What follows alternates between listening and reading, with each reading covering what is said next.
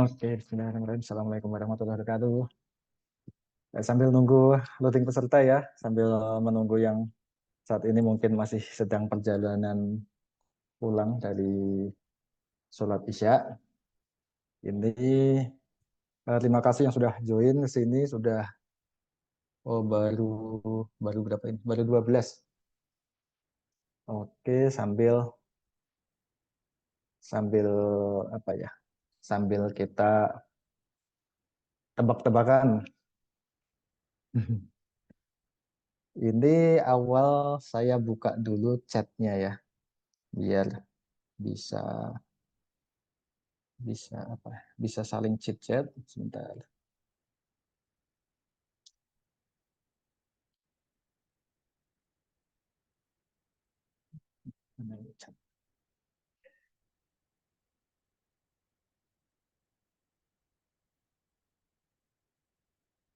Chat ini oke. Bisa chat di situ, kita akan ada tebak-tebakan sambil menunggu loading peserta yang lain. Perkenalkan saya Triun, saya bagian bagian apa ya, bagian apa aja nih di Ela Intermedia Solo. Mungkin ada yang di sini yang sudah pernah berkomunikasi dengan saya. Oh ya, Bu Diah hadir. Selamat datang di sini, Bu Diah. Dari mana aja ini yang udah hadir? Mungkin bisa chat di sini sebelum chatnya saya tutup ya. Karena nanti ketika webinar berjalan itu chat akan saya tutup sehingga semua akan konsentrasi pada materi. Tuh.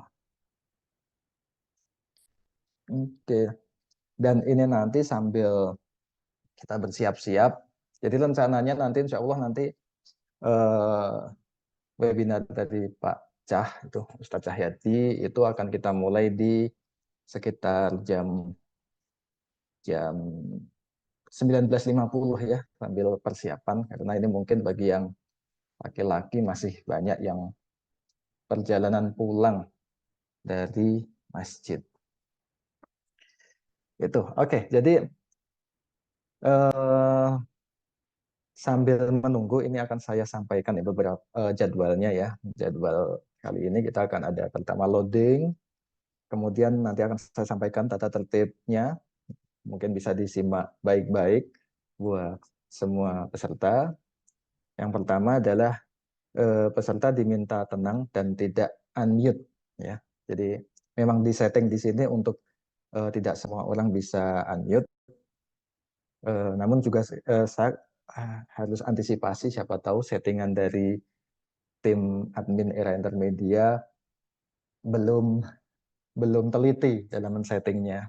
Jadi jangan unmute nanti ketika kita akan ada pertanyaan yang mau live itu bisa tunjuk tangan nanti akan saya persilahkan untuk menyampaikan dan untuk bertanya langsung bisa on cam bisa off cam. Dan juga untuk bertanya jawab juga bisa manfaatkan ini ya tombol apa itu fitur Q&A ya tanya jawab di Zoom. Kemudian peserta juga tidak diperkenankan untuk screen share walaupun secara default sudah kita matikan. Namun demikian memang saya sampaikan bahwa screen share hanya boleh dilakukan oleh kami sebagai host.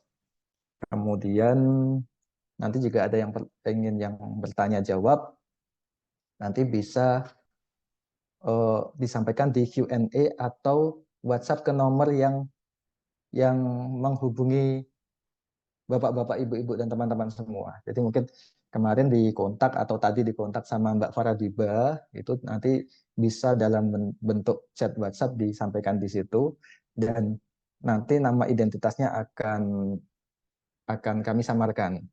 Karena kadang-kadang pertanyaan seperti ini kadang-kadang cukup sensitif ya, apalagi eh, yang sifatnya pribadi. Itu. Kemudian yang selanjutnya untuk akhwat itu untuk ibu-ibu, untuk mbak-mbak kami sarankan untuk tetap menggunakan hijabnya karena nanti insya Allah di akhir acara kita akan foto bersama-sama dan saya minta untuk on cam, ya, on cam semua agar bisa kita capture begitu. Dan ini saya kirimkan daftar hadir nih sambil pada menunggu. Oh ini Pak Ujang dari Serang Banten sudah hadir. Eh, Ibu Elistia Valeska dari Ponorogo sudah hadir. Monggo selamat datang. Ini saya kirim juga nih. Saya share ke chat ya. Silahkan untuk mengisi daftar hadir karena insya Allah dari daftar hadir itu nanti akan kita buatkan insya Allah digital apa namanya? Digital sertifikat untuk webinar terwujud tak terwujud tetaplah bersujud ini. Ini sampai sekarang partisipan yang join ada berapa ya? 29. Oke. Oke, sambil kita mulai ya, sambil mengisi waktu loading peserta, ini saya ada tebak-tebakan. Tebak-tebakannya yang pertama, simak baik-baik karena nanti yang bisa jawab pertama, jawabnya di chat ya, itu akan kita kasih kupon senilai Rp10.000 untuk bisa dipakai untuk belanja online di era intermedia. Gitu. Tebak-tebak ya. Jadi eh, apa itu? Sebentar Mas, itu tolong kertas yang di situ orek-orekan saya tolong dibawain ke sini. Kuisnya ada di situ ternyata. Bawahnya. Bawah A itu. Oke. Oh ya, ini saya dari era intermedia dibantu oleh Bapak Sidik. Mungkin kalau yang terbiasa dengan transaksi dengan era intermedia akan kenal nih Pak Sidik siapa. Oke, ini ada kuis yang pertama. Perhatikan baik-baik ya. Nanti jawaban benar pertama kita kasih kupon senilai Rp10.000 untuk bisa dipakai di belanja di era intermedia. Oke, yang pertama adalah kenapa dinamakan nasi goreng? Ayo, ayo, pada tahu nggak kenapa dinamakan nasi goreng? Oh, karena digoreng. Karena digoreng. Salah. Ayo toh, mosok yo flat gitu. Karena Dina lapar. Kok kamu pinter toh, Mbak? Masya Allah. Ternyata oke, selamat Bu Eni. Saya kira ini pertanyaan bakal susah. Ternyata pada ada yang bisa jawab. Iya, karena dinamakan karena lapar, teman-teman. Ada yang protes nggak? Ada yang protes nggak? Nggak ada ya. Jadi kenapa dinamakan nasi goreng? Ya karena lapar. Iya. Nanti Mbak Mbak siapa yang Mbak Dina? Bukan Mbak Dina kan? Mbak Weni nanti WhatsApp ke Mbak Faradiba ya. Nanti Mbak aku klaim Rp10.000 eh, bisa buat belanja di era intermedia. Karena kalau nasi campur bukan. Ih, ya mau dicampur pakai apa? Ya kadang nasi goreng dicampur sama bakmi loh, Mas. Itu. Oke, oke. Siap untuk kuis yang kedua? Siap? Siap belum? Jawab siap gitu tuh. Siap. Oke. Oke, pertanyaan yang kedua. Siap-siap nih. Kupon senilai Rp10.000. Lumayan bisa buat subsidi ongkir atau mungkin malah bisa dapat buku yang harganya 10.000 langsung dikirim gratis loh. Oke. Kenapa di Indonesia sering ditanyakan kapan nikah? Ayo, kenapa di Indonesia sering ditanyakan kapan nikah? Ini susah ini. Ini budaya. Ini budaya lebaran. Apalagi besok kalau lebaran itu mau pulang Itu saya ditanya pada kepo. Ya enggak gitu ya. Semua pasti kepo kalau tanya kayak gitu. Karena orang Indonesia takut gak punya jodoh. Masya Allah. Iya, iya, iya, iya, iya. Masa sih? Enggak lah, pede aja lagi. Karena budaya kepo. Oh, alah, sama aja. Enggak, masih salah. Wah, ini 10.000 apa perlu harus dinaikkan sampai ada yang bisa jawab? Eh, Belum ada ya. Siapa lagi nih? Ayo, ayo. Berapa ini yang sudah join? 33. Ada lagi? Orang Indo suka basa-basi. Nanti kalau udah nikah lain lagi ditanyanya. Oh ya betul itu Pak Mustafa. Kalau belum nikah, Lebaran ya ditanya. Nikah kapan? Maybe yes, maybe no. Mei. Terus nanti udah nikah, kapan punya anak? Udah ada yang anak satu, kapan nambah anak? Gitu. Nah itu nggak habis-habis itu tanyaan kayak gitu. Betul, betul, betul Pak. Selanjutnya ada lagi karena jomblo. Ya juga ya kalau jomblo ya ditanyakan kapan nikah juga ya. Tapi jomblo berkualitas kan ya gitu ya. Banyak yang jomblo. Masa sih? Masa banyak yang jomblo? Oh, enggak lah. Karena tetangga banyak ngurusin hidup orang. Ya, julid ya. Wah, tetangga julid. Wah, ini tetangga-tetangganya ini harus diprospek ini. Harus harus sering ikut-ikut webinarnya Pak Cah. Ya Pak Cah ya. Ini Pak Cah udah kelihatan belum? Belum ya Mas? Oke. Kemudian karena belum nikah. Ya belum, ya betul juga sebenarnya. Tapi jawabannya bukan itu. Ayo siapa lagi? Ini saya scroll ke bawah lah ya. Karena belum nikah. Nikah setengah dino. Kenapa kalian lurus-lurus sekali jawabannya? Jomblo berwibawa. Mantap jiwa. Pak Dita ini jomblo berwibawa. Ya betul. Jomblo itu kalau orang Jawa eh, anu berjodoh apa enggak berjodoh yang penting kemaki dhisik pede duluan kalau di Jawa loh karena era intermedia ini kan kantornya di Jawa jadi yang penting bahwasanya itu kalau kata teman saya yang penting geleleng sih itu ya nggak apa-apa itu personal branding artinya tingkat kepercayaan dirinya tinggi. Oke karena selama hidup pasti akan terus ditanya oh iya iya iya. Betul, betul. Dan itu puncaknya nanti kalau ini tuh kayak kayak frekuensi pertanyaan itu ya, Mbak Lisa ya, atau Bu Lisa ya. Itu frekuensinya itu naik nanti di 1 Syawal. Ya kan ya. Nanti kalau kayak gitu perlu di counter itu kayak ada statistiknya itu naik drastis. Nanti habis lebaran turun lagi. Jadi jomblo-jomblo itu lega setelah lebaran lewat.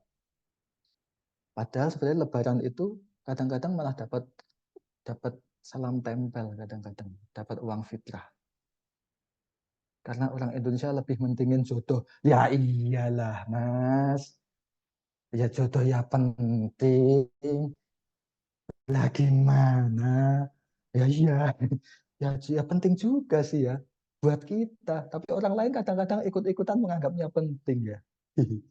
Tuh, nanya aja bahasa basi. Ya, ya, ya. Itu. Tapi bahasa basi ki mbok ya kalau dalam orang Jawa itu mbok ya sing agak-agak lebih nyaman untuk didengar gitu ya. Masa bahasa basi nanyain itu gitulah sampai tada lupa toh pertanyaannya yang pada baru join itu sampai belum tahu ini pada bahas apa. Jadi pertanyaannya ya yang baru aja join itu kenapa di Indonesia sering ditanyakan kapan nikah? Ini ada kementeriannya sendiri ini di Indonesia. Coba ini ada satu clue ya. Ada kementeriannya di Indonesia. Coba apa ini? Urusan kapan nikah aja ada kementeriannya. Karena mau makan enak. Betul sekali sebenarnya, tapi di sini masih salah. Karena sopnya enak, sop manten. Saya nggak tahu di tempatnya Pak Ariel di sana ada sop manten apa enggak. Tapi kalau orang datang ke hajatan orang itu kadang-kadang kepikirannya adalah sop manten. Enak itu, betulan enak. Sensus penduduk dan status. Ini mungkin dipas-pasin sama Badan Pusat Statistik ini. Tapi saya bilangnya kementerian, bukan Badan Pusat Statistik.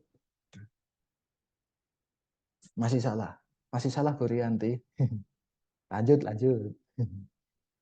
Biar Indonesia banyak warganya. Ini Indonesia itu nggak usah dibikin banyak, itu udah banyak bludak sampai bingung ini bagi-baginya. Itu anggaran segini itu buat warga Indonesia itu jadi rasanya kayak jadi kecil karena warganya 270 juta loh Pak. Banyak Pak. Karena harus ke KUA. Ya iya, iya sih kapan nikah karena harus ke KUA ya. Apalagi kalau ke KUA-nya itu kita datang ke KUA, nikahnya gratis, enggak bayar.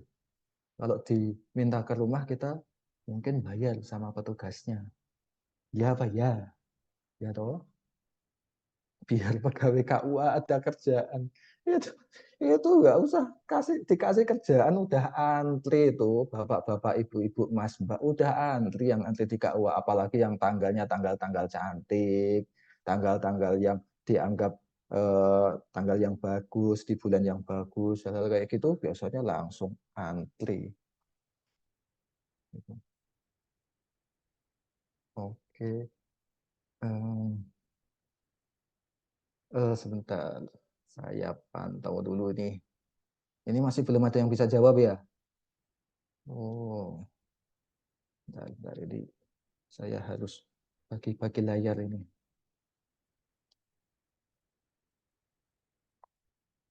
Ah, ini oke. Oke, sudah 38, 41 yang join, masih belum ada yang bisa jawab ya, karena diundang dan lain-lain. Ternyata masih belum ada yang bisa jawab. Berarti soal saya yang kedua ini eh, budaya nikah dini dari zaman buyut. Nah, ya betul juga. Iya betul. Karena memang mbah-mbah kita dulu itu memang banyak yang menikahnya muda. Tuh. Tapi memang bukan itu jawabannya Bu Devi, Mbak Devi atau Bu Devi. Ya. Mau saya jawab? Mau saya jawab? Jadi eh, pertanyaan kenapa di Indonesia sering ditanyakan kapan nikah? Itu karena di Indonesia adalah negara maritime. Betul apa salah Bapak, Ibu-ibu, Mas, Mbak-mbak? Karena Indonesia itu negara maritime. Maritime. Ada kementeriannya loh. Kementerian Maritim. Astaga. Kaget Mas. Iya, ya bang kayak gitu. Orang-orang era intermedia itu memang aku sudah menduga akan diprotes habis-habisan. Sudah kuduga. Kalau nggak dibikin susah kayak gini, nggak akan ada yang bisa jawab. Itu. Oke, baik. Eh, Oke, baik. Sebelum dimulai, ini saya akan ulangi ya tata tertibnya. Tata tertibnya untuk peserta. Perhatikan baik-baik ya mungkin ya. Yang pertama, peserta diminta tenang dan tidak unmute sebelum dipersilahkan atau diberikan akses oleh host.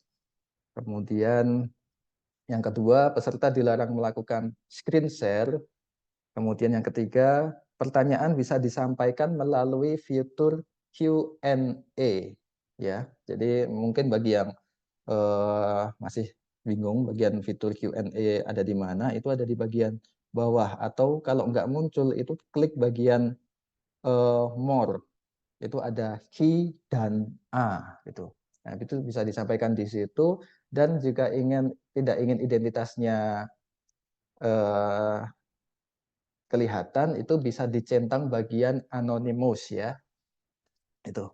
Kemudian selanjutnya eh, disarankan untuk ibu-ibu, untuk mbak-mbak, itu untuk tetap menggunakan jilbab, karena di akhir acara akan kami minta semuanya on kamera.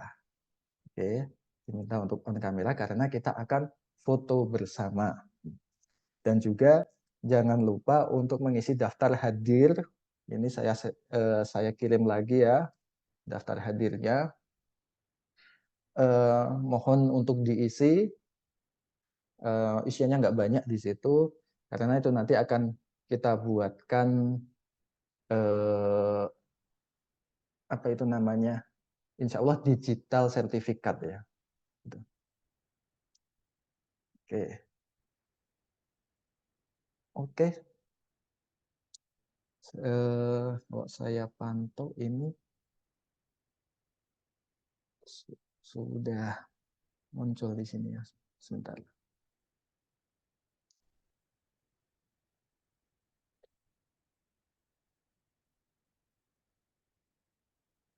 Oke, baik. Assalamualaikum. Langsung saya buka dulu ya. Assalamualaikum warahmatullahi wabarakatuh. Alhamdulillahirabbil alamin. Wassalatu wassalamu ala asrofil anbiya'i wal mursalin wa ala alihi wa sahbihi ajmain. Amma ba'du. Marilah kita buka pada webinar pada malam hari ini dengan membaca basmalah bersama-sama. Bismillahirrahmanirrahim. Pertama, marilah kita panjatkan puja dan puji syukur kehadirat Allah Subhanahu wa taala, karena atas kehadiran Allah kita bisa kembali berkumpul di sini, bisa menjaga silaturahmi untuk mengadakan webinar pada malam hari ini. Sholawat serta salam tak lupa kita haturkan pada junjungan kita Nabi Muhammad SAW yang selalu kita nantikan syafaatnya di yaumul akhir kelak.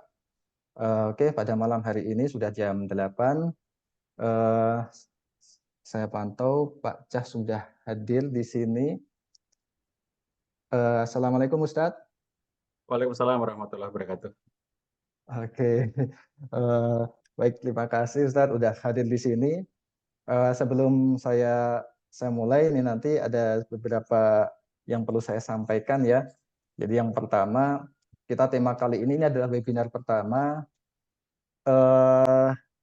terwujud tak terwujud tetaplah bersujud. Itu bersama Ustadz Cahyadi. Sehat Ustadz? Ya, alhamdulillah sehat. Alhamdulillah. Sana hujan nggak Ustadz? Nggak, terang. Jogja kayaknya kemarin nggak hujan juga ya, padahal Solo hujan terus Ustadz. Sebentar aja hujannya kemarin pagi. Sebentar aja. Oh, alhamdulillah bisa agak lebih dingin di sana. Lagi banyak kegiatan hari ini. Ya, full dari tadi pagi. Masya Allah. Sehat semua sekeluarga? Lah, sehat-sehat semuanya. Alhamdulillah. Oke, baik. Sebelum saya mulai, ini saya sampaikan dulu ya untuk profil Ustadz Cahyadi Takaryawan. Pak Cah ini, Ustadz Cahyadi ini sering kali dipanggilnya dengan Pak Cah ya. Brandnya adalah Pak Cah. Beliau lahir di Karanganyar 11 Desember tahun 1965. Istri beliau bernama Bu Ida Nurlaila. Anaknya 3 perempuan dan 3 laki-laki, dan saat ini beralamat di Yogyakarta. Pendidikan Ustadz Cahyadi, Fakultas Farmasi UGM, pendidikan profesi apoteker UGM, program pendidikan reguler angkatan 45 Lemhanas atau Lembaga Ketahanan Nasional Republik Indonesia tahun 2010, dan kursus konselor keluarga. Aktivitas saat ini beliau adalah penulis buku, senior editor di PT Era Adicitra Intermedia, konselor dan trainer di Jogja Family Center, kemudian konsultan ketahanan keluarga di Rumah Keluarga Indonesia atau RKI, pengasuh pengajian permata atau pernik-pernik rumah tangga, bagus sekali ini singkatannya.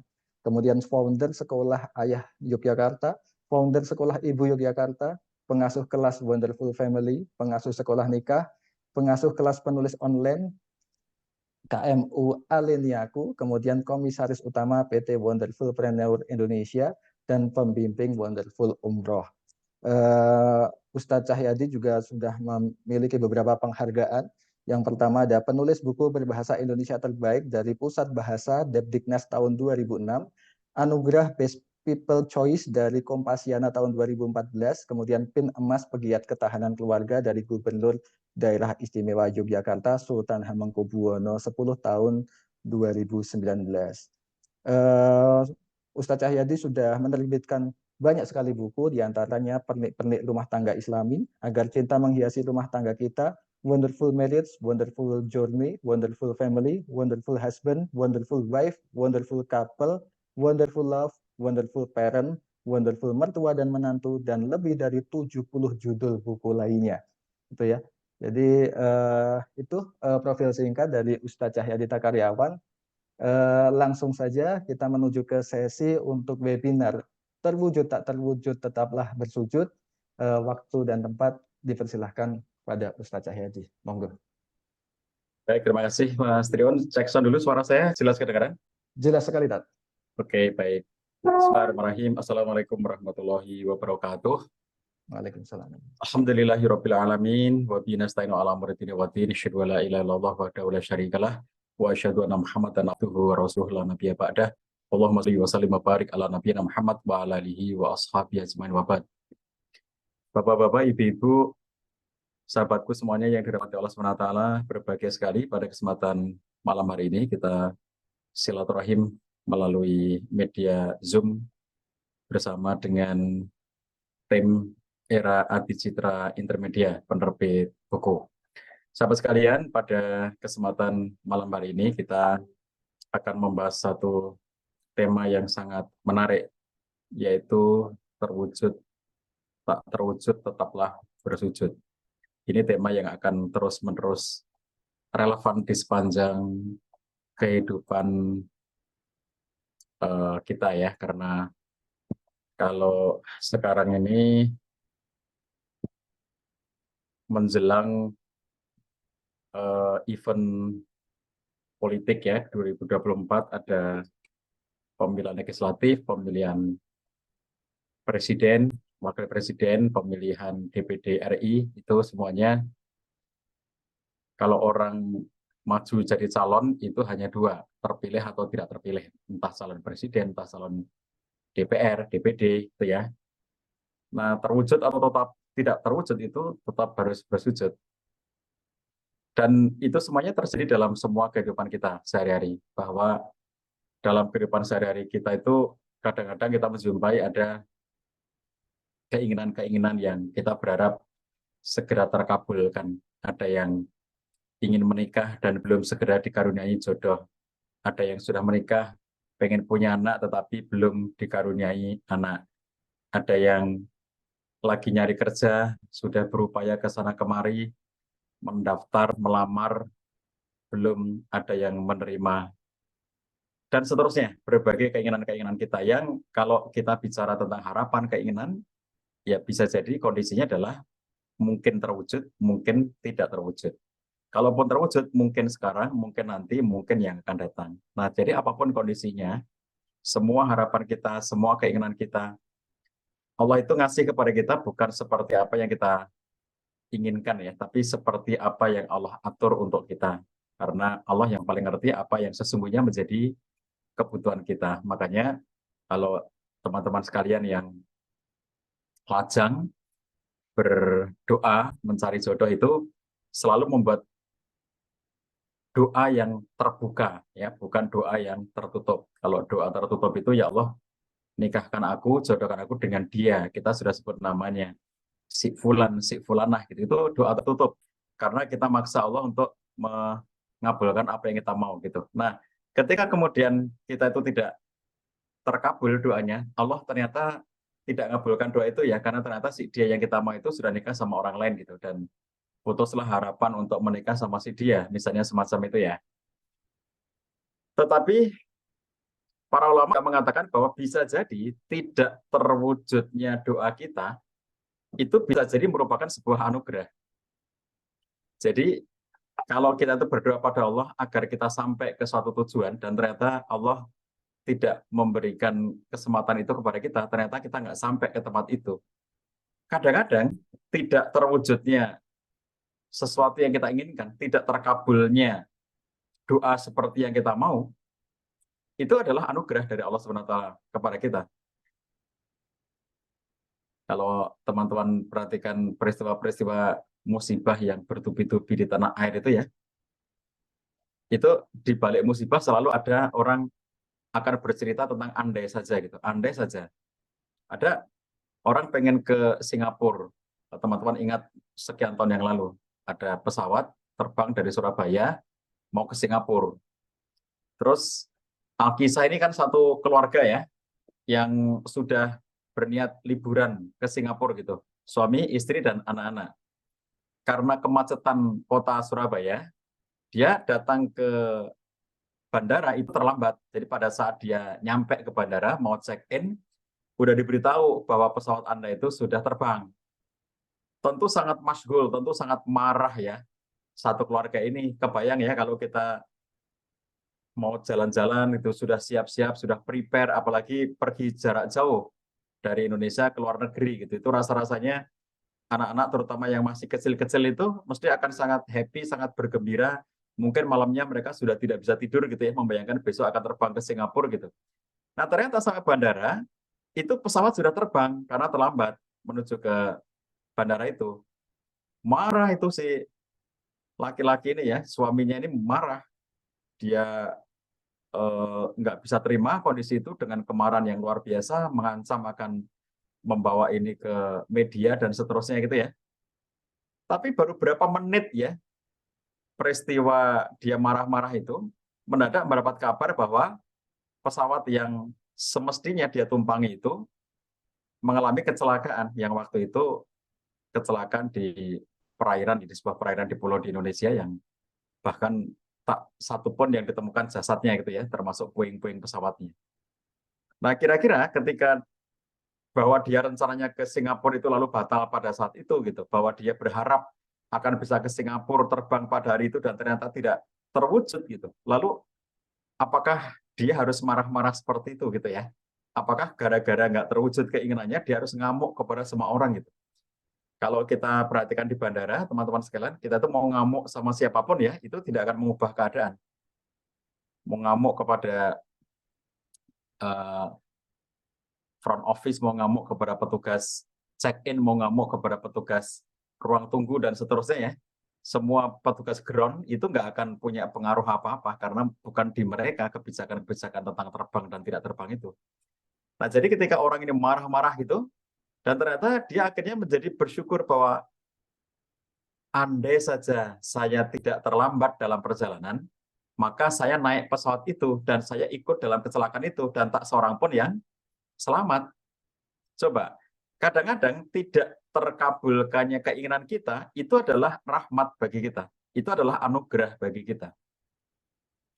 Jadi di setiap musibah itu selalu ada cerita andai saja. Andai saja. Jadi ada kalau yang kejadian episode kejadian pesawat lagi itu ya, itu ada kisah waktu Sukhoi pertama kali diluncurkan diterbangkan di Indonesia untuk promo pada waktu itu penerbangan perdana, lalu dia mengajak eh, sekian penumpang ya, diundanglah sekian orang untuk menikmati penerbangan perdana Sukhoi di Indonesia. Seseorang sudah naik ke dalam pesawat itu, tapi karena ada sesuatu hal, dia merasa bahwa saya lebih penting ada urusan yang harus saya kerjakan, sehingga dia waktu itu menyatakan saya batal dan dia meninggalkan tempat itu ya, yang dia nggak jadi terbang gitu. Jadi dalam penerbangan percobaan itu, ini bukan penerbangan komersial pada umumnya ya. Kalau penerbangan komersial itu kalau kita sudah di atas pesawat nggak bisa turun lagi ya kalau pintu sudah ditutup. Ini karena penerbangan yang masih percobaan gitu. Jadi dia mengatakan nggak jadi terbang, nggak jadi ikut gitu. Dan ternyata pada saat kecelakaan itu maka muncullah cerita andai saja saya ikut di situ gitu. Jadi kadang-kadang kita menginginkan sesuatu dan itu ketika tidak tercapai, ketika itu tidak terwujud, itu sesungguhnya ada sangat banyak hal yang sedang Allah berikan kepada kita dalam bentuk-bentuknya yang lain. Nah, pada kesempatan kali ini saya ingin mengajak teman-teman semuanya ya untuk me, me, melakukan satu kontemplasi untuk menjadi bahan evaluasi bagi kita semuanya dari kisah baik orang-orang terdahulu maupun kisah orang-orang pada zaman sekarang. Saya mulai dari kisahnya Abdullah bin Mubarak ya, yang sering kita sebut sebagai Imam Ibnu Mubarak, seorang ulama besar yang pada waktu itu beliau tengah menunaikan ibadah haji. Ketika tidur di Masjidil Haram, beliau itu bermimpi, di mana dalam mimpinya itu beliau seperti mendengar dua malaikat yang sedang bercakap-cakap. Jadi mimpi, tapi dalam mimpinya ini mimpinya ulama nih ya, bukan mimpinya Pak Cah nih, bukan mimpinya Mas Trion nih, tapi mimpinya ulama nih. Kalau mimpinya Pak Cah, mimpinya Mas Trion itu mimpi karena salah posisi tidur gitu ya. Kalau ini mimpi beneran nih, ulama ya, ulama besar. Dia mimpi, dalam mimpinya itu mendengar dua malaikat sedang bercakap-cakap. Ingat ini mimpi ya, karena kalau eh, seperti ini langsung misalnya mengatakan bahwa ketemu dua malaikat, ini tentu akan dipersoalkan. Mungkinkah itu terjadi? Tapi ini mimpi gitu. Nah, dalam mimpinya itu Imam Ibnu Mubarak mendengar dua malaikat yang bercakap-cakap itu ya. Satunya tanya gini, berapa banyak orang berhaji tahun ini? Waktu itu musim haji ya. Jadi beliau tidur di Masjidil Haram. Sekitar 600.000, jawab malaikat yang lainnya. Lalu berapa di antara yang hajinya diterima oleh Allah SWT? Tidak ada yang diterima, jawab malaikat yang kedua. Jadi dari seluruh jamaah haji yang hadir pada tahun itu, di Tanah Suci, tidak ada yang diterima, jawab malaikat. Tetapi ada seorang laki-laki tukang sol sepatu di Damsyik yang bernama Ali bin Al-Muwaffaq. Dia tidak hadir haji, tapi Allah Ta'ala menulis baginya pahala haji yang sempurna. Orangnya nggak datang haji, tapi Allah mencatat bagi si Ali Al-Muwaffaq ini pahala haji yang sempurna. Allah juga menerima pahala haji semua manusia berkat dia. Jadi yang semula itu ibadah hajinya sekian jamaah haji itu nggak diterima oleh Allah, tetapi berkat Ali Al-Muwaffaq ini semua jamaah haji diterima oleh Allah SWT. Abdullah bin Mubarak terbangun dari tidurnya. Lalu dia terbayang-bayang dalam benaknya itu ya, sangat jelas bagaimana percakapan dua malaikat itu. Sangat jelas bagaimana mereka berdialog dan seakan-akan memberitahu sesuatu, bahkan sampai menyebut nama Ali Al-Muwaffaq. Itu teringat ketika Abdullah bin Mubarak bangun dari tidurnya. Lalu disebut nama Damsyik, bahwa kotanya itu di Damaskus, di Damsyik, lalu nama orangnya itu Ali bin Al-Muwaffaq. Maka begitu dia bangun, dia merasa ada dorongan yang kuat, aku harus ketemu dengan Ali Al-Muwaffaq, dan aku harus datang ke Damsyik. Untuk apa? Aku ingin mengetahui amal apa sih yang dilakukan oleh laki-laki tersebut, sehingga mencapai derajat yang dicatatkan baginya pahala haji. Kok sampai ada orang tidak haji, tetapi Allah menyatakan bahwa dia tercatat dengan ibadah haji yang sempurna, bahkan menjadi penyebab diterimanya pahala haji kaum muslimin pada tahun tersebut. Akhirnya singkat cerita, Imam Ibnu Mubarak berangkat ke Damsyik. Sampai di sana, dia berhasil menemukan rumahnya Ali bin Al-Muwaffaq. Bertemu dengannya. Siapa namamu? Tanya Ibnu Mubarak. Namaku Ali bin Al-Muwaffaq, jawab laki-laki itu. Jadi benar, berarti ini orangnya gitu. Apa pekerjaanmu selama ini, wahai Ali? Aku tukang sol sepatu. Pekerjaanku memperbaiki sepatu yang rusak. Berarti benar informasi yang didapatkan dari mimpinya itu, bahwa Ali Al-Muwaffaq ini orang yang tinggal di Damsyik dan pekerjaannya adalah sol sepatu. Berarti nggak salah lagi yang diingat dalam mimpi itu. Lalu beliau mengenalkan diri, namaku Abdullah bin Mubarak. Nah, si Ali sangat terkejut ya, begitu mengetahui bahwa yang datang adalah Imam Ibnu Mubarak, seorang ulama yang terkenal, yang masyhur, tetapi dia belum pernah ketemu secara langsung. Zaman itu belum ada medsos ya. Lalu akhirnya Ibnu Mubarak menceritakan bahwa pada saat dia berhaji, sedang tidur di Masjidil Haram, dia bermimpi. Dan dia ceritakan mimpinya itu, dialog dua malaikat itu.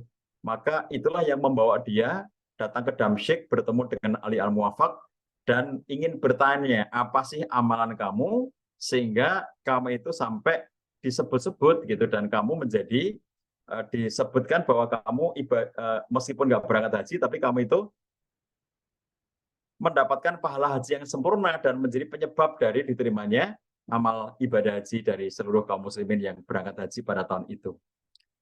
Lalu Ali Al-Muwaffaq mulai bercerita, selama 30 tahun aku sangat ingin mendatangi Ka'bah untuk berhaji. Maka aku mengumpulkan uang, menabung sedikit demi sedikit dari upahku selama menjadi tukang sol sepatu. Hingga tabunganku mencapai 350 dirham. Aku ingin berhaji, namun bekalnya masih kurang. Maka aku bermaksud untuk mengenapkan perbekalan menjadi 400 dirham. Lalu aku berkata kepada diriku sendiri, sabarlah. Barangkali tahun ini aku bisa mendapatkan 50 dirham sehingga genap 400 dirham untuk menunaikan haji. Jadi pada tahun di mana dia mau berangkat itu masih ada kekurangan 50 dirham.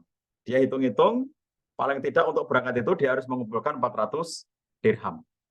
Masih kurang 50. Makanya dia berharap mudah-mudahan pada tahun ini bisa mengumpulkan 50 dirham itu sehingga betul-betul bisa berangkat. Tapi di saat yang sama istriku tengah hamil. Pada suatu hari, kata Ali bin Al-Muwaffaq, istriku mencium aroma masakan dari tetangga sebelah. Aromanya sedap gitu ya. Aromanya wow, kayak semerbak yang menyebabkan kita menjadi ingin menikmatinya gitu. Itu kayak kita di perumahan yang sempit-sempit batas rumahnya ya.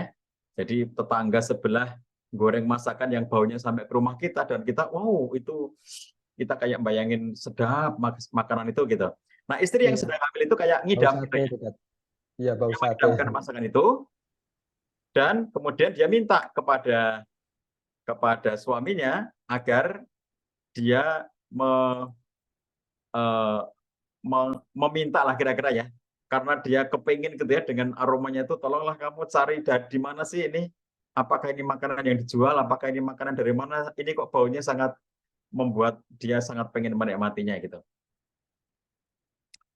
Lalu akhirnya dia cari, oh ternyata dari tetangga sebelah. Maka Ali Al-Muwaffaq datang dan dia mengetuk pintu rumah sebelah, ingin tahu masakan apa dan pengen kalau bisa mendapatkannya untuk istrinya.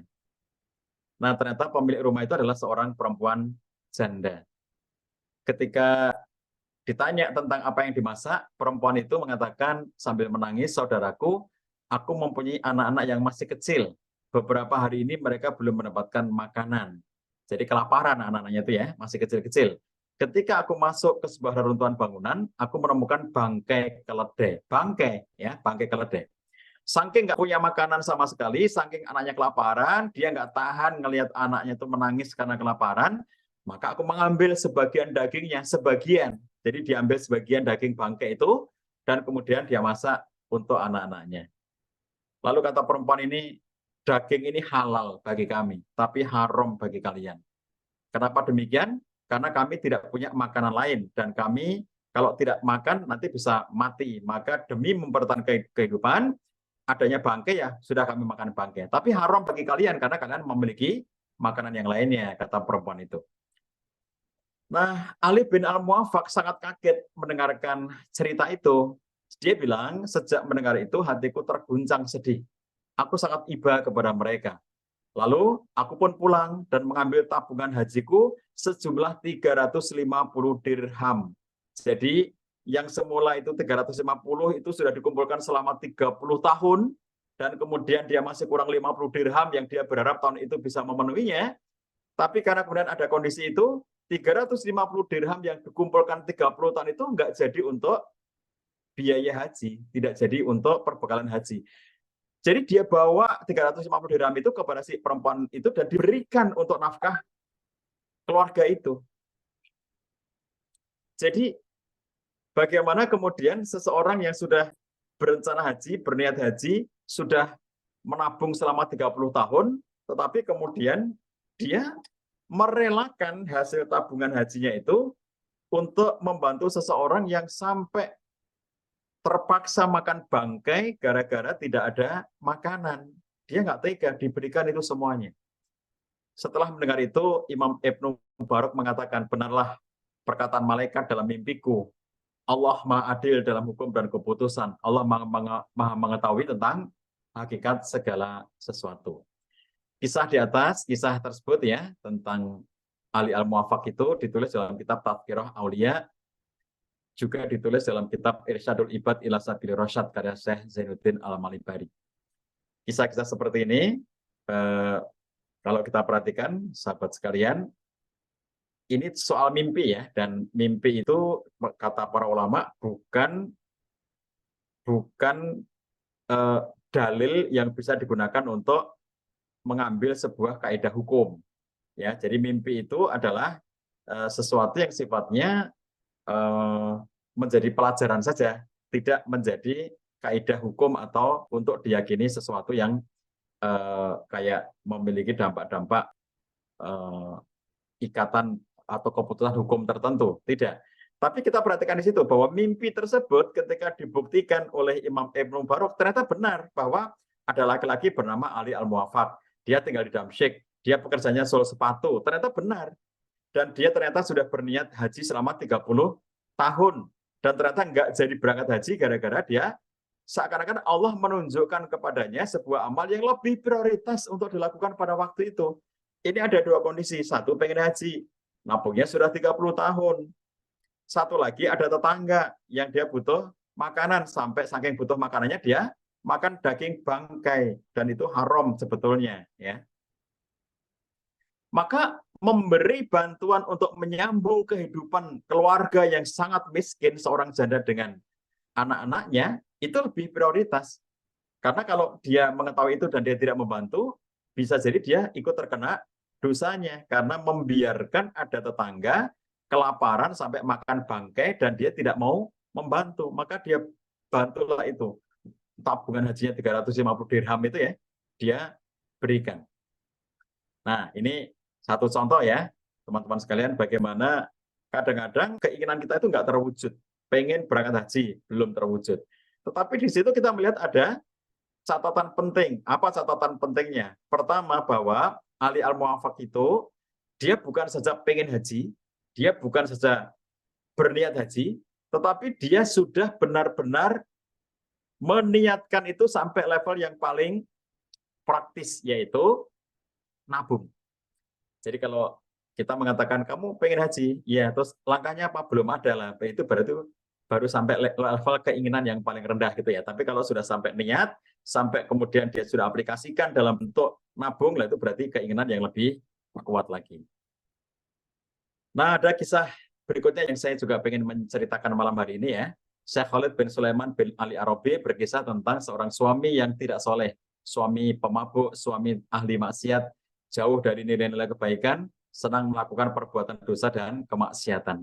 Sedangkan istrinya adalah perempuan non-solihah.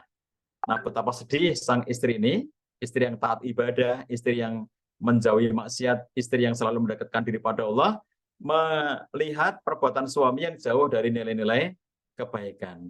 Bagaimana memiliki suami tapi tidak bisa menjadi imam untuk kebaikan.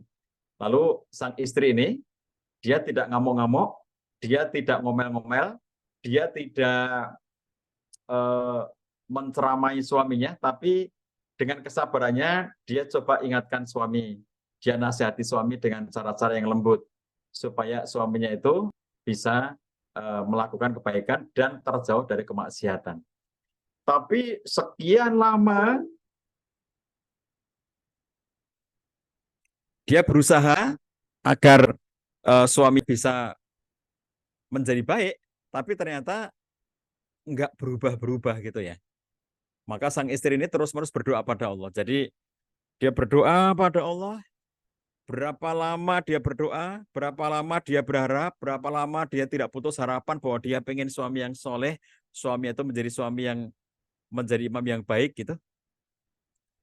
Dan ternyata dengan doa-doa yang terus-menerus dilantunkan itu, dengan kesabarannya, Allah mengabulkan doa-doanya itu. Sampai suatu hari, sang istri ini mulai melihat bahwa suaminya itu sudah banyak sekali meninggalkan perbuatan maksiatnya. Sang suami sudah mulai melakukan ibadah-ibadah. sudah mulai melakukan ketaatan-ketaatan. Dan sang suami akhirnya pada titik tertentu benar-benar bertobat, lalu dia menjauhi maksiat, dia akhirnya benar-benar menjadi seorang laki-laki yang soleh. Ya, jadi kisah ini saya ambil dari blognya Ustadz Muhammad Abdul Tuasikal dari naskah yang berjudul Ajaib Adua karya Khalid bin Sulaiman bin Ali Arabi yang diposting di blognya Ustadz Tuasikal, rumaiso.com.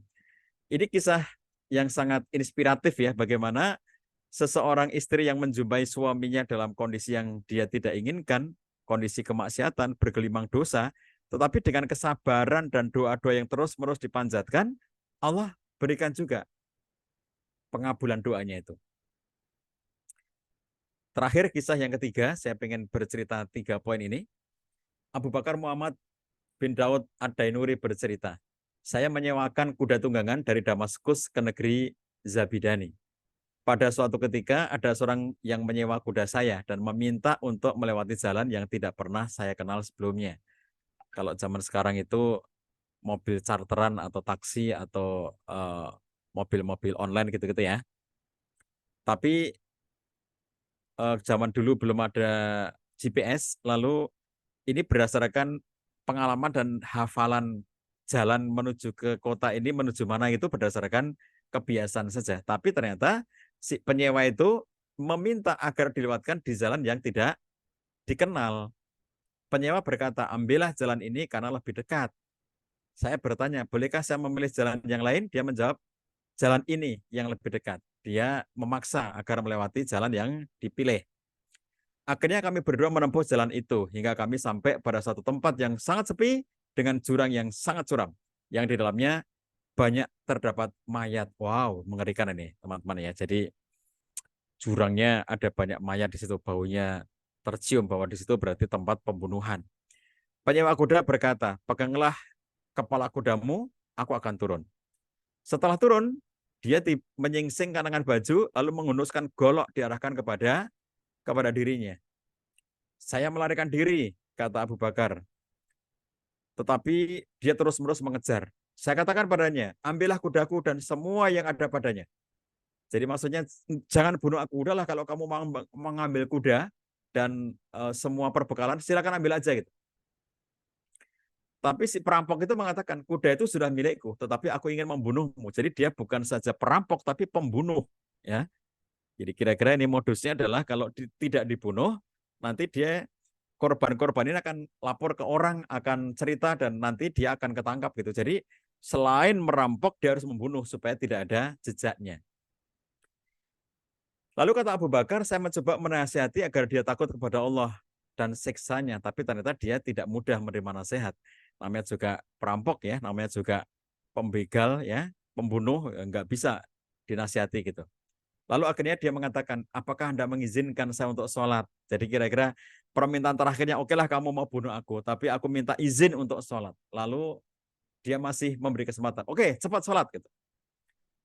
Lalu saya beranjak untuk sholat, kata Abu Bakar. Akan tetapi badan saya gemetaran sehingga saya tidak mampu membaca ayat Quran sedikit pun.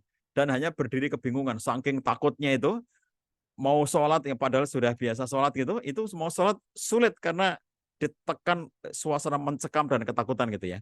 Lalu si penyamun mengatakan, cepat selesaikan sholatmu.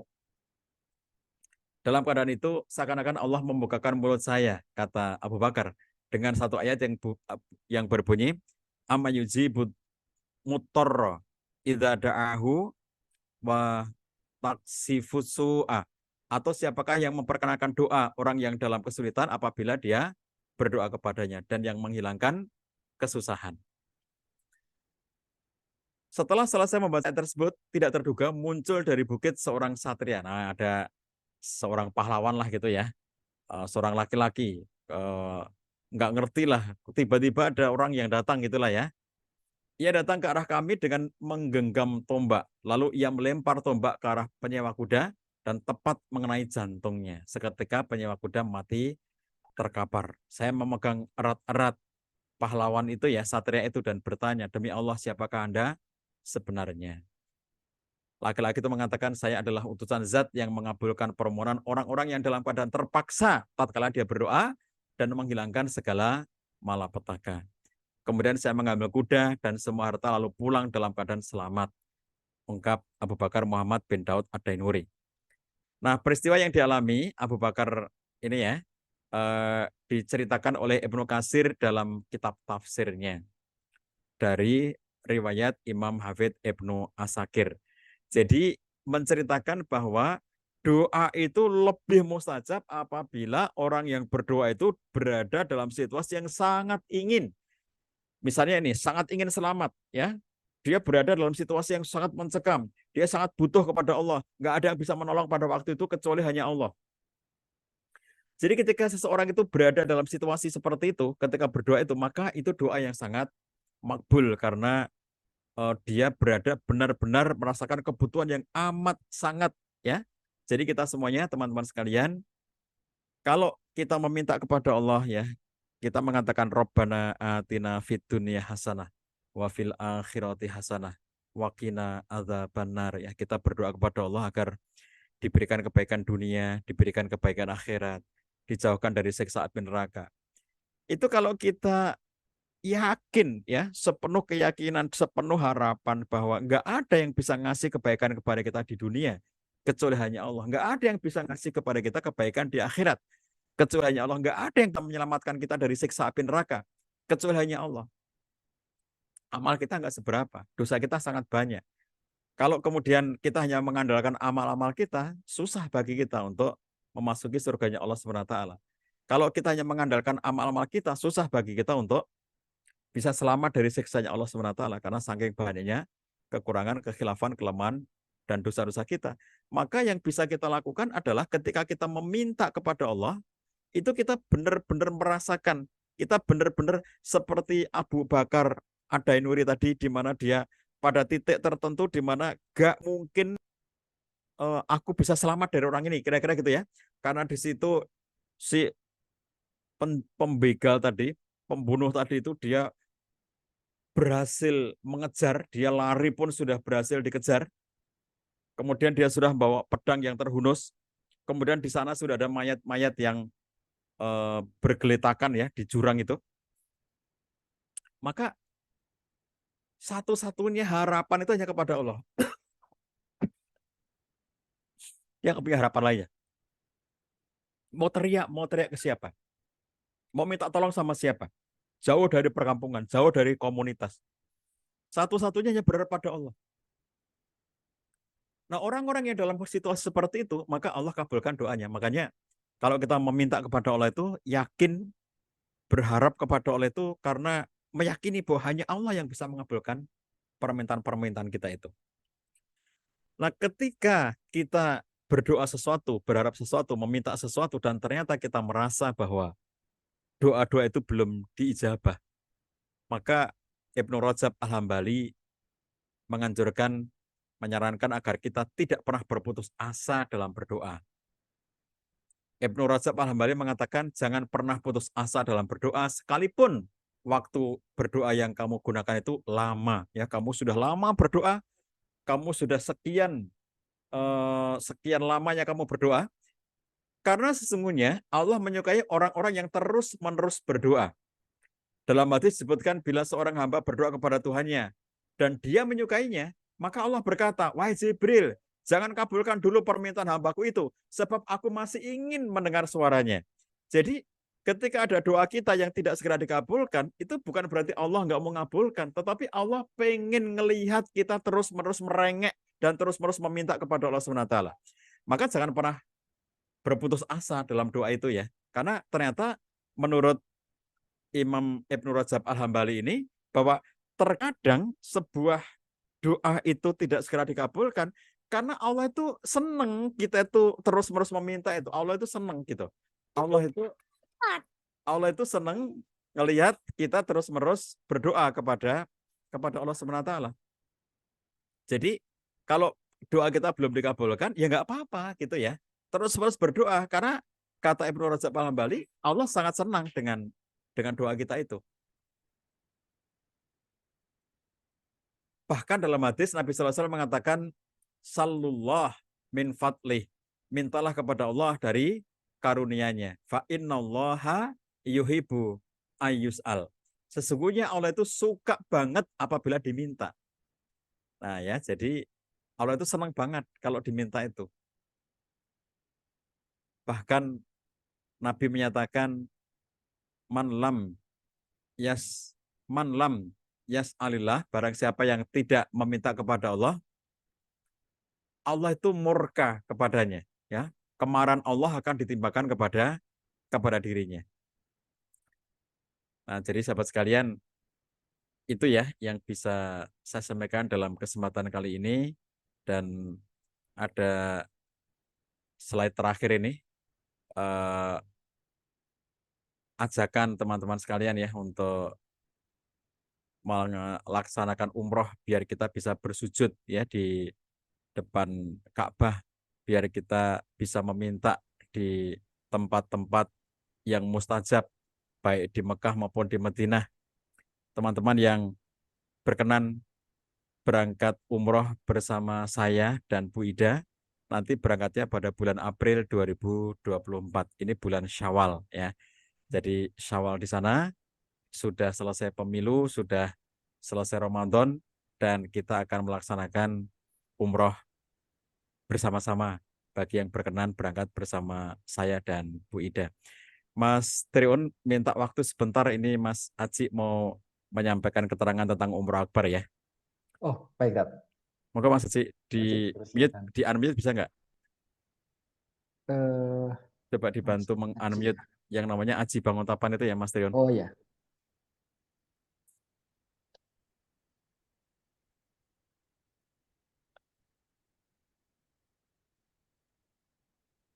Sudah, Kak. Belum bisa?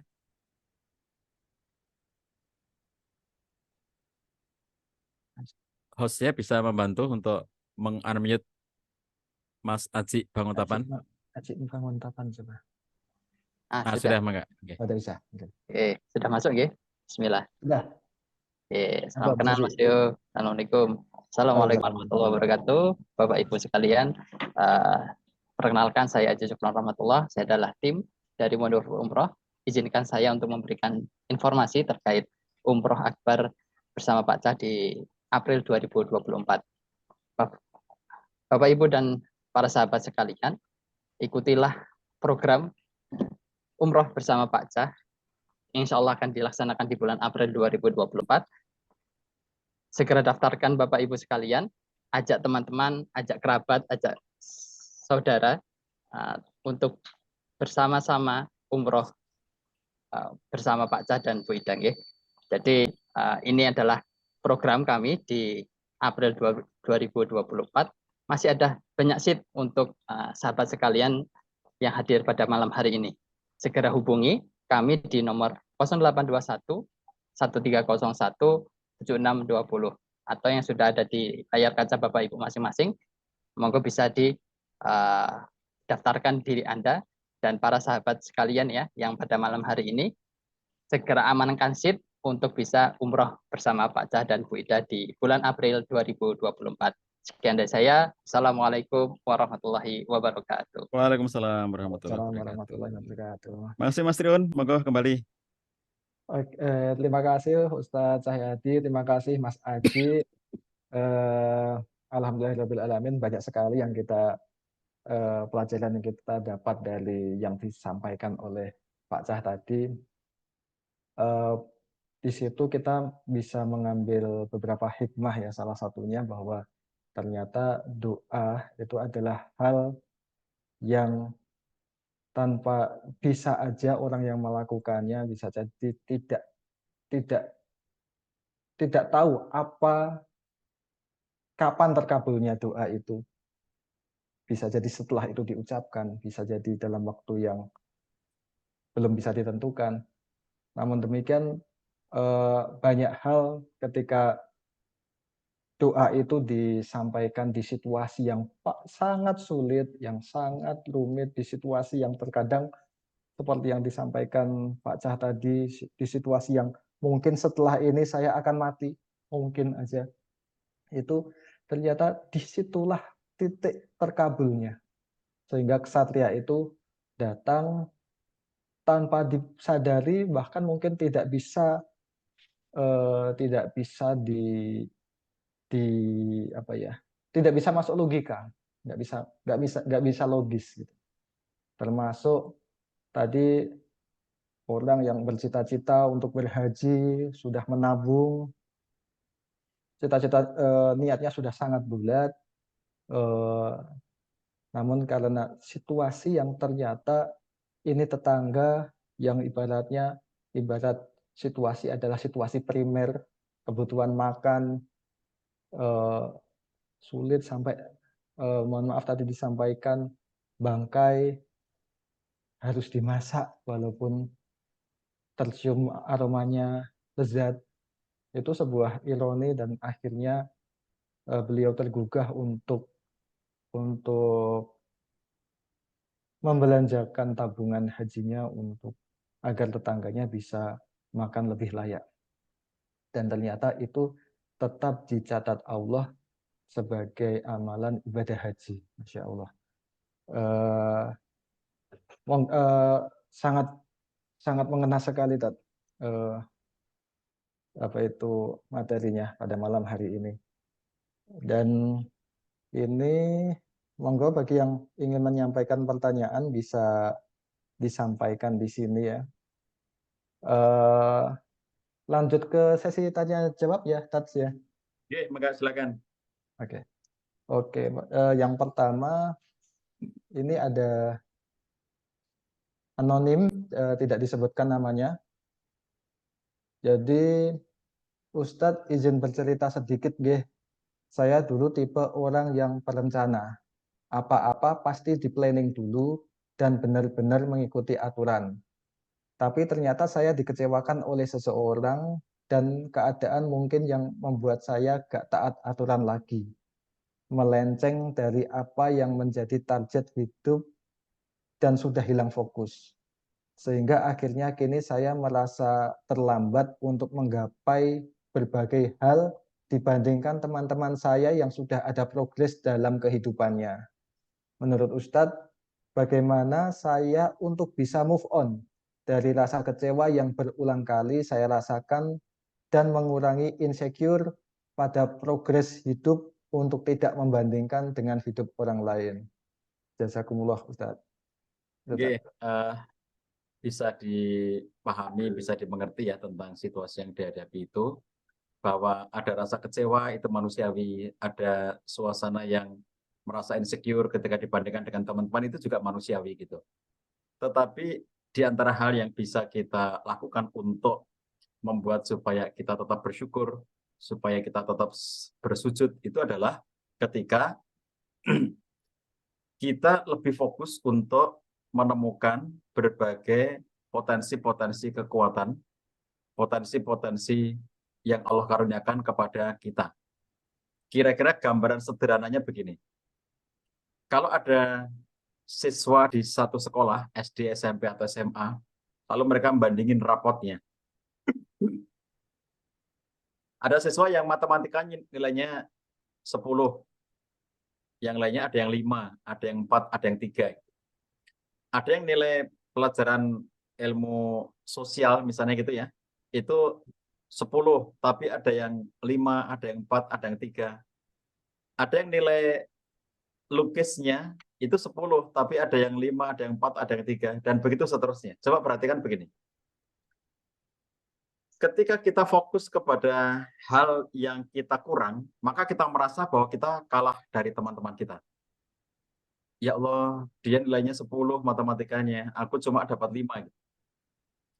Padahal orang yang matematikanya 10 itu, dia belum tentu hebat dalam bidang-bidang yang lainnya. Ya, dia pasti akan memiliki kekurangan pada bidang yang lainnya. Gak mungkin dong dia itu hebat pada semua hal gitu. Ada ya hamba yang hebat dalam semua hal itu ada, tapi itu sedikit. Jadi umumnya kita punya kelebihan pada satu bagian dan kita akan punya kelemahan pada bagian-bagian yang lainnya. Itu kalau contoh anak sekolah. Sekarang profesor aja lah ya, profesor. Profesor itu dia hebat pada bidangnya, tetapi dia bukan berarti profesor itu hebat pada semua bidang yang lainnya. Nah, oleh karena itu kalau misalnya di antara kita ada yang misalnya ya di antara kita ini ada yang terbiasa khutbah Jumat di masjid di kampungnya.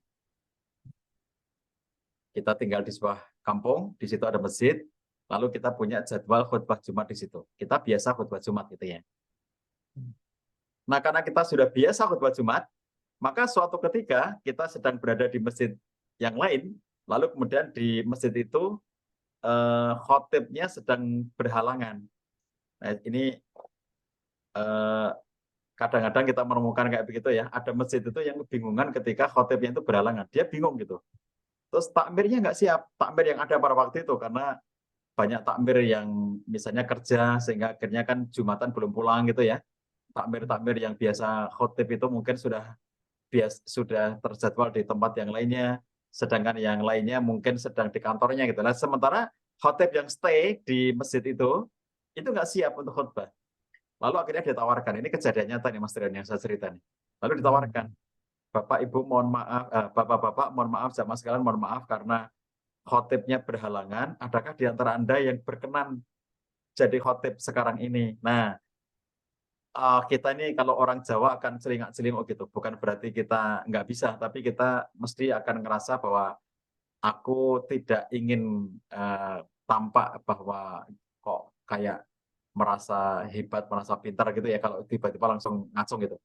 Celingak-celinguk dulu gitu. Padahal kita juga bisa sebetulnya gitu. Celingak-celinguk. Nanti kalau nggak ada yang lainnya, oke lah gitu. Nah, karena beberapa saat nggak ada yang segera nyaut gitu ya, akhirnya seseorang angkat tangan. Insya Allah saya bisa. Kalau dibolehkan, insya Allah saya bisa. Saya biasa khutbah Jumat di masjid kampung saya, tempat saya tinggal. Oh ya, silakan Bapak. Akhirnya dia naik mimbar. Nah, orang ini ya, Bapak yang naik mimbar ini, dia hanya seseorang yang dengan pendidikan yang lulusan setingkat SMA dan dia kerja jualan sesuatu yang keliling-keliling itu ya. Sampai akhirnya kemudian dia tiba di sebuah masjid dan akhirnya dia khutbah Jumat di masjid itu. Lalu kata takmirnya, setelah dia selesai Jumat, terima kasih Bapak sudah berkhutbah dan bagus khutbahnya, kata takmirnya itu ya. Di sini yang hadir tadi sebenarnya juga ada profesor-profesor gitu, tapi tadi tidak berespon. Nah, kenapa ini profesor enggak bisa khutbah? Nah, jangan dibandingin antara profesor dengan khutbah.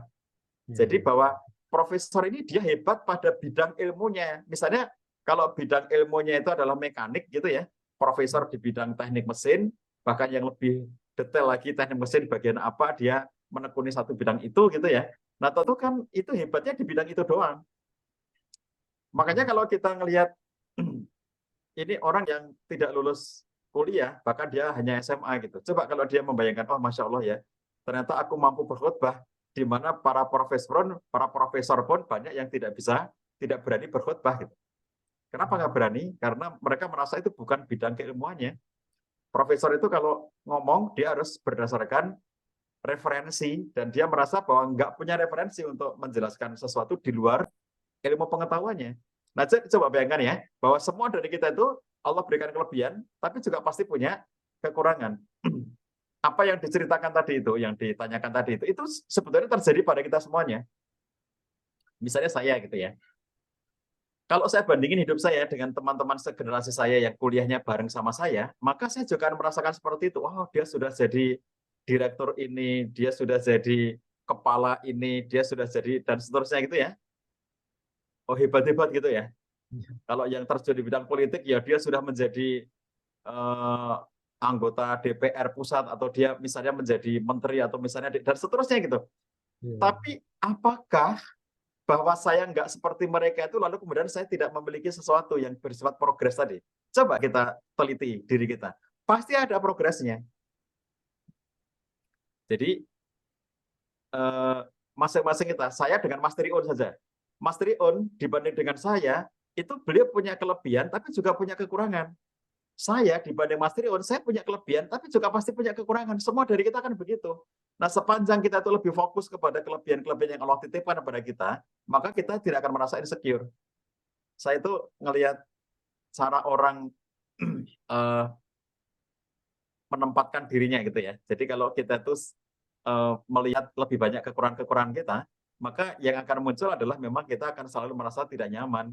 ketemu dengan orang, wah itu mobilnya bagus-bagus, mobilku paling jelek sendiri.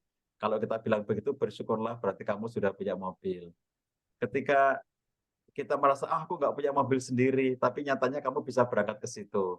Entah dengan mobil siapapun gitu. Jadi kan kalau kita perhatikan, kalau selalu kita menemukan, selalu kita bisa mencari bahwa Allah kasih sesuatu kepada kita. Saya tuh, misalnya kalau saya tuh dihibur oleh dulu dekan saya, tempat saya kuliah itu ya. Saya kuliahnya di Fakultas Farmasi dan saya tidak menekuni dunia farmasi. Dan setiap kali saya nulis buku, saya tidak pernah mencantumkan gelar saya karena menurut saya tidak relevan antara tulisan-tulisan tema keluarga itu dengan farmasi gitu. Jadi saya merasa tidak relevan. Tapi ada satu kalimat yang selalu saya ingat dari Pak Dekan itu, dan Pak Dekan ini belum lama, dalam tahun kemarin beliau wafat ya. Beliau saat menjadi dekan itu, kemudian saya lulus, beliau bilang begini, Cahyadi, kamu kalau nulis buku, itu tolong kamu cantumkan gelar kamu. Saya bilang gini sama beliau, Prof, tema tulisan saya tidak tentang farmasi, tema tulisan saya tidak tentang kimia, tidak tentang obat-obatan. Lalu bagaimana saya harus mencantumkan gelar farmasi saya gitu? Untuk tema-tema keluarga itu tidak relevan. Beliau mengatakan begini, itu relevan kata dia. Kata dekan saya itu ya, dia bilang, coba kamu cantumkan aja gelar kamu. Biar orang-orang tahu bahwa alumni farmasi itu bisa jadi macam-macam. Saya tuh merasa satu sisi itu lucu gitu kalimat itu, tapi sisi yang lainnya, oh iya ya. Jadi bahwa kenapa harus merasa insecure dengan bahwa saya tuh bukan tidak kuliah pada tema keluarga, tetapi saya sering menyampaikan tema keluarga. Kenapa harus merasa insecure dengan itu? Nah, jadi kalau kita mampu selalu menemukan sesuatu yang Allah titipkan pada kita ya, kelebihan apapun pasti ada, pasti ada. Saya terinspirasi oleh salah satu hasil studinya John DeFriend ketika dia meneliti tentang strong family, keluarga yang kuat. Itu dia menemukan ada sangat banyak prinsip keluarga kuat itu, dan salah satu prinsip yang sangat menarik bagi saya adalah dia bilang gini, semua keluarga itu punya kekuatan. Bahkan dalam keluarga yang paling rapuh sekalipun, selalu ditemukan kekuatan. Nah, jadi ini sisi positifnya DeFriend. Jadi John DeFriend dan timnya itu ketika dia melakukan studi selama lebih dari 30 tahun ya, di lebih dari 40 negara, dia menemukan bahwa dalam setiap keluarga, itu selalu ditemukan ada kekuatan. Bahkan dalam keluarga yang paling rapuh. Jadi teman-teman sekalian, kalau kita tinggal di satu kawasan, lalu di kawasan itu ada sekian banyak keluarga gitu, lalu orang-orang kawasan itu mengatakan itu di kawasan kita ini ada 2 keluarga yang paling rapuh, yang paling rentan gitu. Tapi jangan mengira bahwa keluarga yang paling rentan itu nggak punya kekuatan. Nah, kata John DeFriend, dalam keluarga yang paling rapuh sekalipun selalu ditemukan kekuatan. Jadi pandai-pandainya kita menemukan kekuatan. Dan DeFriend mengatakan kalau Anda fokus kepada kelemahan, kalau Anda fokus kepada masalah, yang akan Anda temukan adalah semuanya masalah. Dan jika Anda fokus kepada kekuatan, yang akan Anda temukan semuanya adalah kekuatan. Nah, jadi semacam itu ya, teman-teman sekalian. Ini menjadi pemicu pertanyaan tadi itu bagus untuk kita semuanya ya, bahwa sebetulnya kalau kita banding-bandingin, kita pun akan selalu merasa begitu ya. Kok sama-sama lulusan S1 tapi aku begini dia begitu gitu ya. Kok sama-sama pada umur yang sama gitu ya, kok dia sudah mencapai itu, kok aku enggak. Padahal kita bisa mencapai hal-hal lainnya. Saya punya teman yang dia itu hebat pada sisi tahsin tilawahnya. Nah, coba bayangkan, ada orang-orang yang sudah, misalnya ya, kalau mencapai kejayaan material atau posisi atau jabatan atau bisnis gitu ya. Lalu ada orang yang ya biasa aja bisnisnya, nggak hebat-hebat amat. Kalaupun posisi ya biasa aja posisinya, bukan direktur gitu. Tapi dia punya sesuatu yang menonjol. Misalnya adalah, ternyata tilawahnya bagus, tahsinnya bagus gitu ya. Nah itu contoh tuh. Coba kalau kita tuh mampu menemukan sesuatu yang menjadi kelebihan kita, yang Allah titipkan pada kita, pasti kita nggak perlu debat minder, karena setiap orang itu ada kelebihannya. Kayak siswa tadi. Oke, matematikaku 5. Kamu yang matematika 10, kamu nggak bisa gambar sebagus aku. Oke, matematikaku 5. Tapi kamu yang matematikanya 10, belum tentu kamu bisa bermain olahraga sebaik aku. Jadi kan masing-masing kita Allah titipkan karunia yang berbeda-beda gitu. Coba fokus kepada potensi itu. Begitu Mas Trion. Oke, baik Tat. Itu untuk jawaban untuk yang pertanyaan pertama. Kita masih ada 2 pertanyaan lagi Tat ini Tat. Ya, monggo. Oke. Ya, pertanyaan yang kedua dari anonim juga. Ustadz izin sharing, dari kecil saya dituntut buat menjadi orang yang dimaui orang tua saya. Ya. Jadi kehidupan saya seperti sudah diatur sedemikian rupa. Saya tumbuh menjadi sosok yang tidak bersemangat dalam menjalani hari, selalu tertekan, tidak nyaman dalam situasi, jadi sosok yang introvert. Apakah sikap saya untuk mewujudkan mimpi orang tua saya hanya menunggu tahap-tahap selanjutnya berdasarkan keinginan orang tua, sedangkan untuk menjadi apa yang saya mau saja, saya tidak punya kuasa atas hidup saya, Ustadz. Masya Allah. Ya, ya, ya. Ya, ini salah satu contoh potret dan saya berharap kalau di antara kita ada yang sudah menjadi orang tua mendengarkan ini tadi ya, ini sesuatu yang sangat patut untuk kita jadikan sebagai bahan pelajaran. Begini teman-teman sekalian, kita kalau sebagai orang tua itu ya, itu jangan sampai mengejar target kita yang kita bebankan kepada anak, meskipun itu untuk alasan kebaikan. Misalnya gini, saya pengen kamu juara 1, aku pengen kamu lulus paling cepat, aku pengen kamu lulus paling baik, aku pengen kamu dan seterusnya, keinginan-keinginan orang tua. Lalu akhirnya anak itu yang harus menjalankannya dan dia merasa bahwa itu bukan dirinya. Saya punya contoh yang persis seperti yang diceritakan oleh penanya ini tadi, itu seorang profesor, Mas Trion. Ada profesor yang dia itu, saya kaget karena setelah dia dikukuhkan menjadi guru besar, lalu suatu ketika ketemu saya, itu dia cerita, saya itu orang depresi Pak Zah, dalam masa yang panjang. Jadi saya itu tidak bahagia hidup saya, karena saya adalah dalam tanda petik korban dari semua keinginan orang tua saya. Saya anak pertama, dan dari kecil orang tua saya selalu sudah mendoktrin saya, kamu sebagai anak pertama harus memberi contoh kepada adik-adik, kamu nggak boleh gagal. Kamu harus juara 1, kamu harus selalu menang, kamu harus selalu perfect. Dan pada akhirnya dicetaklah si anak pertama ini oleh orang tuanya untuk menjadi contoh terbaik bagi adik-adiknya itu. Dan dia berhasil. Misalnya, harus selalu juara 1, maka dia selalu juara 1. Sejak SD, SMP, SMA, selalu juara 1 di kelasnya. Kemudian ketika kuliah, harus IP terbaik. Dia pasti IP terbaik tiap semesternya. Dari angkatannya itu. Harus lulus tercepat, dia lulus tercepat. Harus lulus dengan IP tertinggi, dia IP tertinggi. Harus segera S2, dia S2. Harus lulus dengan cepat, paling cepat waktu S2. Dia lulus tercepat di S2 dengan IP tertinggi. S3-nya pun demikian. Sampai akhirnya dia menjadi profesor. Tapi kata sang profesor ini, aku kan tidak pengen kayak begitu, Pak Zah. Aku nggak pengen jadi juara, aku nggak pengen jadi dokter, aku nggak pengen jadi profesor. Itu kan hanya untuk menyenangkan orang tua saya. Hidupku nggak bahagia. Karena hidupku hanya melaksanakan apa yang menjadi ambisi-ambisi orang tuaku. Dan itu bukan aku. Untuk apa juara bagiku? Aku hanya pengen bermanfaat bagi orang lain. Untuk apa profesor bagiku? Untuk apa dokter bagiku? Itu bukan gue, bukan aku. Aku hanya pengen bermanfaat bagi orang lain.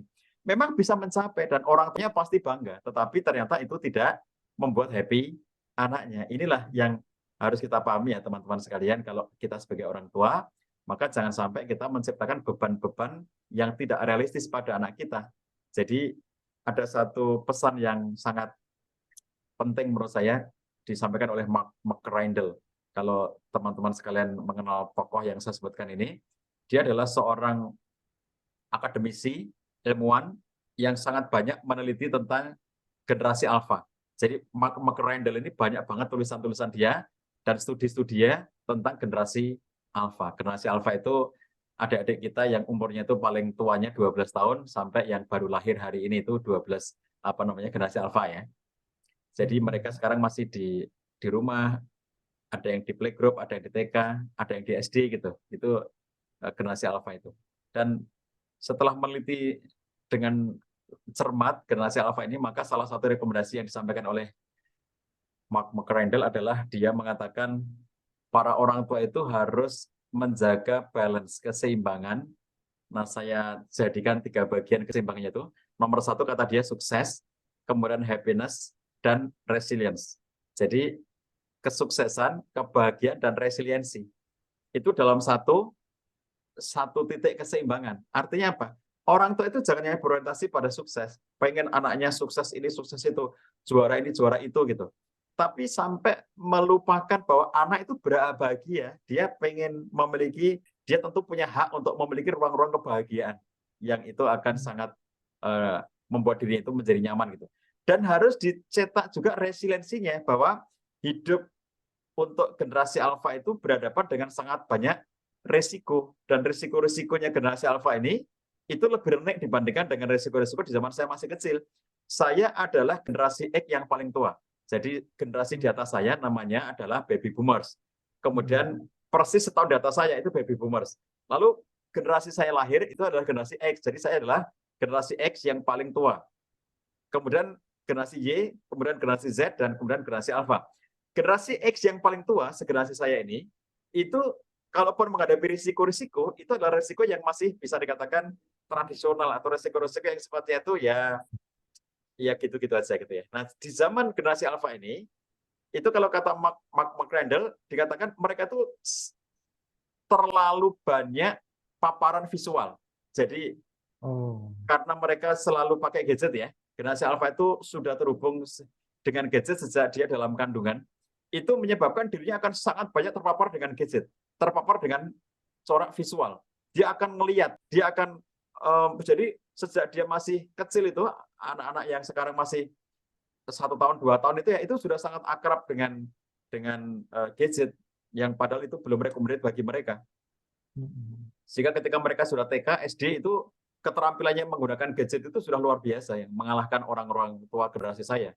Yang pada akhirnya kita melihat, karena mereka melihat segala sesuatu, itu risikonya lebih berat, risikonya lebih dahsyat. Risiko apa? Risiko yang, jadi gini, perkembangan internet itu terlalu cepat, kira-kira gitu. Perkembangan teknologi ini terlalu cepat. Dibandingkan dengan misalnya pada zaman-zaman terdahulu, teknologi memang berkembang, tapi tidak secepat sekarang.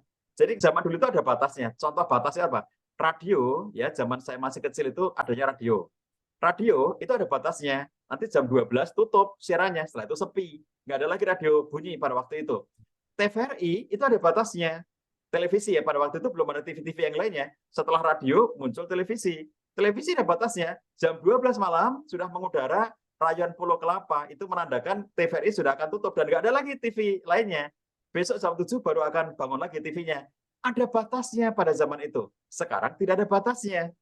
Nah, generasi yang hidup pada teknologi yang tidak ada batasnya itu, generasi alfa ini, itu sangat rentan dengan risiko. Berbeda dengan orang-orang tua zaman saya, generasi baby boomers, generasi X, itu beda banget. Sehingga kalau tidak secara sadar dan secara tidak sengaja diciptakan untuk memiliki resiliensi, maka anak-anak ini bisa tercipta menjadi sukses, tetapi tidak resilient. Resilient itu apa? Tidak punya daya tahan dan tidak punya daya lenting. Resiliensi itu maknanya 2. Yang satu namanya daya tahan, yang satu lagi namanya daya lenting. Kalau daya tahan itu begini, kalau misalnya ini contohnya, saya berhadapan-hadapan dengan Mas Triun. Kemudian saya pukul Mas Triun, gitu. Tapi pukulannya bukan berkelahi, tapi olahraga ya. Saya pukul Mas Triun, gitu. Nah, ketika saya pukul Mas Triun itu diam saja, itu berarti punya daya tahan. Saya pukul dengan kekuatan penuh yang sudah saya miliki, tapi ternyata dia tetap berdiri dan tidak bergeming sedikit pun. Itu contoh daya tahan. Nah, yang disebut daya lenting adalah ketika saya pukul Mas Triun, lalu dia jatuh, tapi dia cepat bangkit. Nah, kecepatan bangkit itu namanya daya lenting. Daya tahan itu adalah kekuatan bertahan. Daya lenting adalah kekuatan untuk bangkit kembali setelah jatuh, setelah terpuruk.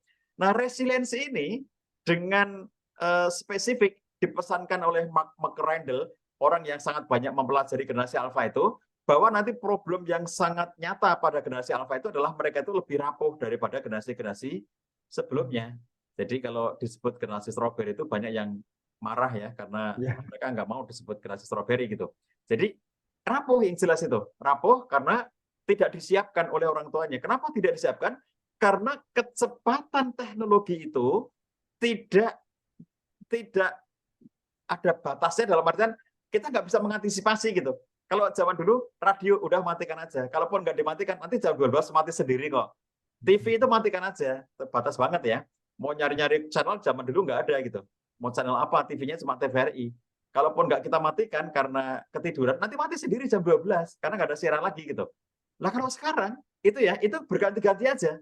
Dan itulah risiko. Dan pada akhirnya menimbulkan anak ini ngerti terlalu sangat banyak hal, tetapi dia tidak bisa mencapainya karena apa yang ada di internet itu cepat banget, sementara hidup kita tuh lambat. Gini, kan internet itu kan berganti. Game berganti, permainan berganti, film berganti, terus saja berganti, cepat banget itu ya. Jadi kayak semrawut gitu di internet itu. Padahal hidup kita ini lambat. Kita bertahap, bertumbuh dari playgroup ke TK, ke SD, 6 tahun, ke SMP, 3 tahun. Jadi ini hidup yang lambat, tetapi anak-anak ini itu di dunia sebelahnya, dunia online-nya, itu cepat banget. Jadi kecepatan pemikiran dia karena terpapar visual itu tidak nyambung dengan kelambatan kehidupan dia secara nyata. Itu yang bikin tidak resilient. Jadi pada akhirnya banyak generasi yang akhirnya tidak memiliki daya tahan sekaligus tidak memiliki daya lenting. Inilah yang dipesankan oleh McCrindle, harus diciptakan daya tahannya dan daya lentingnya. Nah, kembali kepada pertanyaan tadi, karena pertanyaan tadi itu membuka wawasan terutama orang tua ya, coba jangan memiliki pola seperti itu kepada anak-anak. Kasihan anaknya, dia tidak bahagia. Suruh mencapai target-target gitu. Nah, apakah kemudian aku harus terus-menerus memenuhi keinginan orang tuaku untuk ini? Tentu jawaban saya adalah tidak. Tetapi dengan jalan mengkomunikasikan. Jadi bukan menolak, bukan membangkang, tapi dengan jalan mengkomunikasikan. Jadi saya dulu lahir dari keluarga pegawai negeri. Bapak, ibu pegawai negeri, kakak pegawai negeri, Pak D, Bude, paman, bibi pegawai negeri. Jadi saya lahir di lingkungan keluarga besar pegawai negeri. Maka keinginan bapak ibu kepada saya adalah saya menjadi seorang pegawai negeri. Nah, tidak mudah bagi saya untuk menjelaskan kepada bapak ibu bahwa saya nggak mau jadi pegawai negeri. Karena bagi mereka pegawai negeri itu adalah pekerjaan yang paling terhormat di zamannya.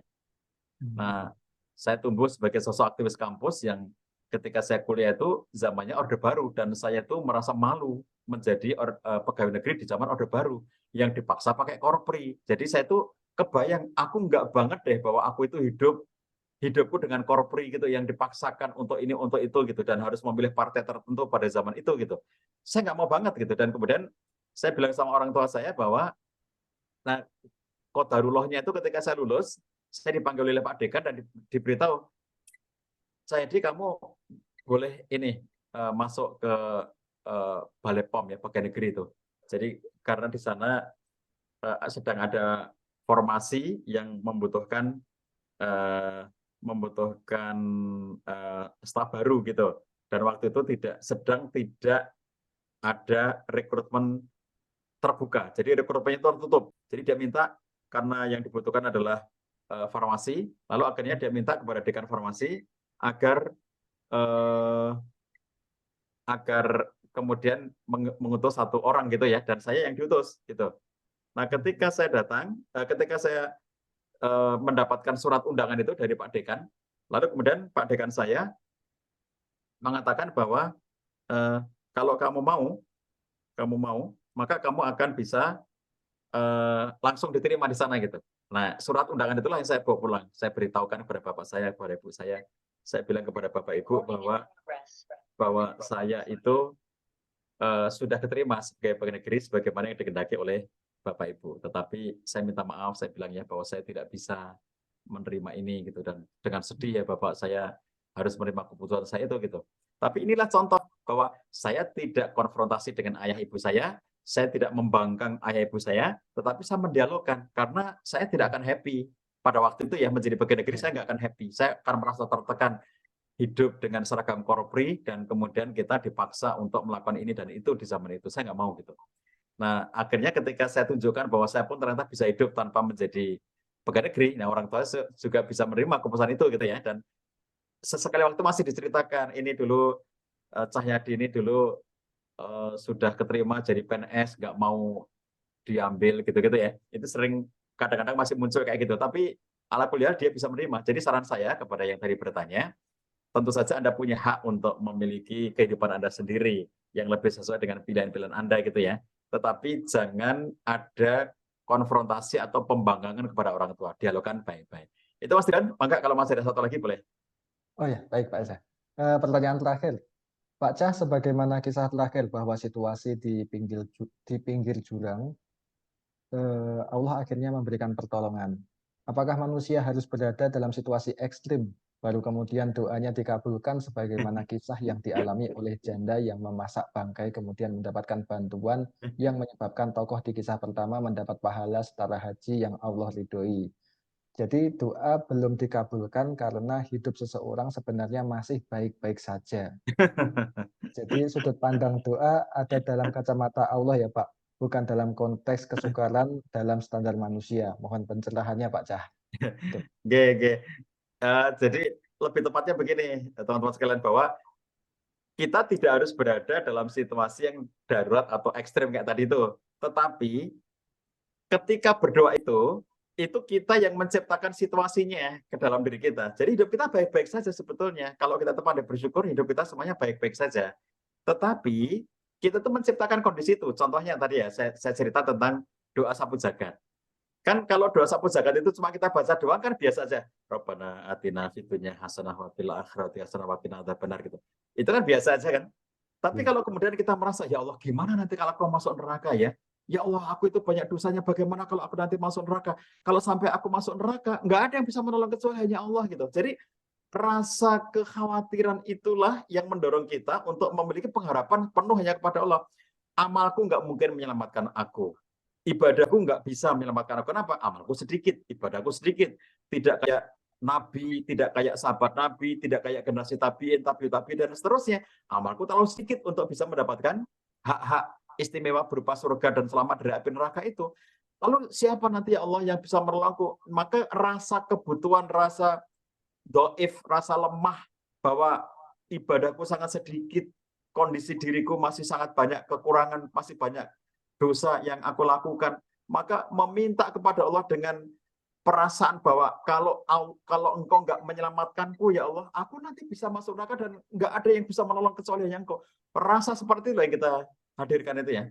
Makanya kalau misalnya rasa seperti itu kan memang akan lebih mudah muncul ketika memang menghadapi situasi kan. Tapi nggak usah nunggu situasinya kayak tadi itu. Contohnya gini. Kalau saya itu nggak punya uang sama sekali, maka kemudian saya itu minta kepada Allah, ya Allah, berilah aku uang. Aku butuh hidup hari ini ya Allah. Itu karena memang benar-benar nggak punya uang, benar-benar nggak punya makanan gitu. Itu mudah bagi Allah untuk mengabulkannya. Kenapa? Perasaan kebutuhan saya tinggi banget pada Allah. Tapi kalau seseorang sedang memiliki uang 10 miliar, lalu dia itu punya kebutuhan 10 juta hari ini, ya Allah, aku butuh 10 juta, padahal dia punya uang 10 miliar. Ya Allah, bisa nggak kamu ngasih kepadaku 10 juta saja ya Allah gitu ya. Seandainya kita bilang begitu kepada Allah SWT, ya, itu kan kita punya loh, kamu punya loh, kamu itu punya loh, 10 M loh. Masa kamu nggak mau mengeluarkan 10 juta dari 10 M itu misalnya gitu ya. Kan beda banget dengan apabila saya sedang ditagih sesuatu yang nilainya 10 juta, pada kondisi aku nggak punya apa-apa. Dan kalau tidak aku bayarkan, itu nanti aku bisa masuk penjara, misalnya gitu ya. Nah, pada contoh-contoh seperti itu, memang ada situasi yang mendorong kita. Tapi sebetulnya, tanpa harus ya mendapatkan situasi yang membuat kita melakukan tindakan seperti itu, kita akan tetap bisa, nggak usah menciptakan atau tidak usah berada dalam situasi ekstrim seperti itu, kita tetap bisa menciptakan situasi kebutuhan itu dalam diri kita. Bahwa kita tuh butuhnya kepada Allah ya. Soal duit tadi itu, kan tidak usah menunggu untuk tidak punya duit baru berdoa gitu. Tapi bahwa merasa membutuhkan Allah karena tidak ada yang bisa menolong kita kecuali hanya Allah, itulah yang akan bisa memberikan pertolongan atau lebih cepatnya terkabulnya doa kepada kita semuanya. Nah, sebagai penutup teman-teman sekalian, Allah mengabulkan doa itu pasti gitu ya, sepanjang kita meminta dengan sungguh-sungguh. Tetapi bentuk pengabulannya itu yang tidak selalu sesuai dengan maunya kita. Nah, para ulama mengatakan kadang-kadang doa kita diberikan seperti yang kita mau. Kadang-kadang Allah menangguhkan untuk nanti diberikan di akhirat dengan berupa pahala dan kebaikan. Kadang-kadang Allah berikan wujudnya dalam bentuk menghilangkan kemudorotan. Jadi kalau saya minta sesuatu, Allah nggak ngasih itu, tapi Allah hindarkan saya dari satu kemudorotan tertentu. Aku nggak jadi masuk ke dalam kemudorotan itu, Meskipun doaku tadi itu belum dikabulkan. Allah tidak memberi aku sesuai dengan apa yang aku mau, tetapi Allah memberikan kepada aku penyelamatan ya dari satu kemudaratan tertentu. Nah, itu di antara bentuk-bentuk apa yang Allah berikan kepada kita. Mungkin dikabulkan seperti yang aku mau. Mungkin Allah berikan nanti di akhirat, Allah tunda. Mungkin Allah berikan dalam bentuk-bentuknya yang lain. Itu kan sesuatu yang sangat banyak bentuknya. Tapi sebetulnya sepanjang doa kita itu benar-benar kita lakukan dengan penuh ketundukan, ketulusan, ya Allah kasih. Cuma bentuknya tidak selalu seperti yang kita mau. Bahkan kadang-kadang, tadi saya katakan, ditundanya pengabulan doa atau tidak diberikan doa seperti yang kita mau itu adalah sebuah karunia, sebuah bentuk kebaikan Allah SWT kepada kita. Enggak, tak kasih kamu. Kamu maunya nikah sama dia. Kamu kan nggak tahu kan kalau kamu nikah sama dia itu nanti akan muncul banyak masalah dalam hidupmu. Maka nggak aku kasih nikah sama dia. Aku kasih kamu nikah sama orang lainnya. Kamu nggak tahu kalau kamu nikah sama si yang kamu inginkan itu justru kamu nanti hidupmu akan lebih sengsara dibandingkan dengan saat ini. Kita semuanya itu Allah yang mengatur ya. Jadi bukan seperti yang kita inginkan, tapi seperti yang Allah berikan kepada kita. Nah itulah teman-teman sekalian, apapun kondisi kita, terwujud atau tidak terwujud, tetaplah bersujud. Begitu Mas Trion, sampai ketemu dalam pertemuan-pertemuan selanjutnya. Saya cukupkan. Saya mohon maaf ini ada bunyi-bunyi titit-titit di belakang saya ini karena listrik sudah mau habis. Ini ada ya. Jadi sebentar lagi nanti mati, pas banget ini. Sebentar lagi akan shutdown karena listriknya sedang habis. Ini power ini Mas. Saya pakai power cadangan itu. Jadi listriknya sedang shutdown. Pakai UPS. Ya, karena saya pakai itu, jadi ini sedang nggak kuat sebentar lagi akan mati. Jadi pas waktunya. Iya. Mohon dimaafkan. Sampai ketemu. Oke. Terima kasih Pak Cah atas tausiahnya pada malam hari ini. Saya kira banyak sekali ilmu yang bisa kita dapatkan.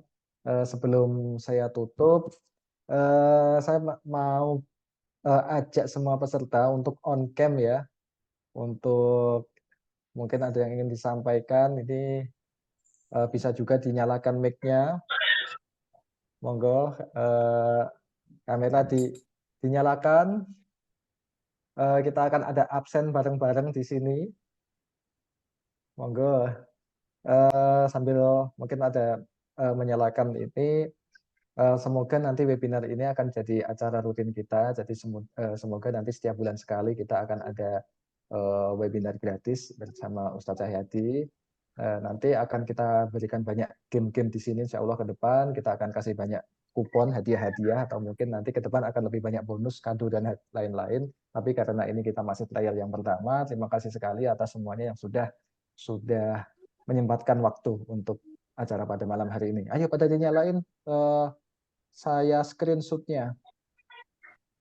Mana ini screenshot-nya? Oke, siap-siap. Oke, siap-siap ya. Satu. Posisinya gini, posisinya gimana ya?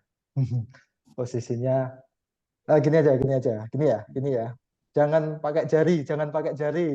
Jangan ada yang 1, 2, 3 loh ya. Nanti kalau di antara kalian ada yang ASN nanti malah kena semprit nanti. Oke, ini saya screenshot-nya. 1, 2, 3.